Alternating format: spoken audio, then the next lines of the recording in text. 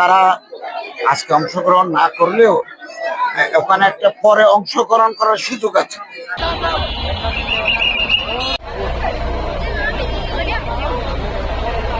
হে প্রধান অতিথি, এই এখনো এই বিহারের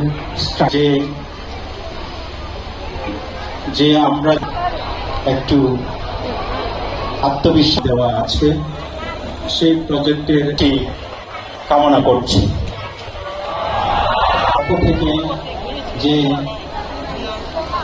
বরাদ মাঝে আসবেন এবং সেই আশা আমাদের পূরণ হবে। স্থানীয় প্রশাসন, পুলিশ প্রশাসনকে কামনায় আপনারাও যাতে পুণ্যদান করুন, সেই পুণ্যার্থীবৃন্দ আপনাদের তাদের যে ডিমান্ডগুলো আছে এগুলো সরকার বিবেচনা করবে এবং এটা যদি ফুলফিল করা যায়, তাদের সাথে সমঝোতায় আসা যায়, তখন তারা স্বাক্ষর করবেন। এবং এটা বলা আছে যে যারা আজকে স্বাক্ষর করতে পারবেন না তারা পরবর্তী সময় স্বাক্ষর করতে পারবেন। আমার কোনো সেফ এক্সিটের প্রয়োজন নেই, যেহেতু ঢাকা শহরে আমার কোনো ঘর নাই, বাড়ি নেই। চট্টগ্রাম শহরেও আমার নাই, আমি ভাড়া করে থাকি। আমি কলেজে শিক্ষকতা করেছি, বিশ্ববিদ্যালয়ের শিক্ষকতা করেছি, অর্থাৎ বিদেশে থাকা তো প্রশ্নই নাই।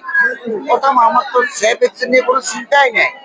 এই দেশ আমার, এই দেশ আমাদের।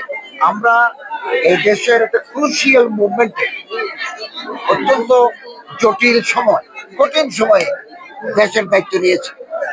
যখন আমাদের পলিটিক্যাল স্টেবিলিটি ছিল না, সাস্টেনেবল ইকোনমি ছিল না, ল অ্যান্ড অর্ডার সিচুয়েশন একেবারেই ছিল না, পুলিশ তখন মাঠে নাই, ছাত্ররা ট্রাফিকের দায়িত্ব পালন করছে, এরকম অবস্থা আমরা দায়িত্ব নিয়ে 15 মাস অতিক্রম করেছি।